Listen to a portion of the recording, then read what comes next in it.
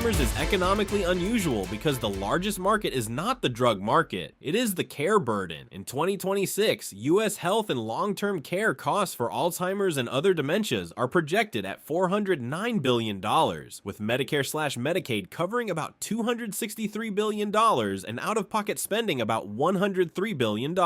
Unpaid caregiving adds another enormous hidden cost, valued at over $400 billion in recent estimates. The therapeutic landscape is shifting from low-cost symptomatic drugs, donepezil, rivastigmine, galantamine, memantine, toward high-cost disease-modifying biologics such as Leqembi and Kisunla. These drugs create revenue not only from the infusion itself, but from the surrounding ecosystem. Amyloid confirmation, PET or CSF testing, MRI monitoring for ARIA, neurology visits, infusion capacity, registry participation, and long-term follow-up. Medicare covers FDA-approved anti-amyloid monoclonal antibodies under defined criteria, including use in appropriate early Alzheimer's populations. The core economic tension is that Alzheimer's has a massive population-level burden, but the commercially eligible treatment population is much narrower. Early symptomatic patients, biomarker positive, medically fit enough for therapy, and willing to accept monitoring burden and risk. That has limited uptake. Recent reporting notes that Medicare spending on Leqembi and Kisunla has been far below earlier expectations, reflecting slow adoption despite coverage. For manufacturers, the opportunity is still substantial. Eisai has projected Leqembi sales approaching $900 million annually in 2026 after growth in fiscal 2025, while Biogen reported Q1 2026 Leqembi global sales of $168 million,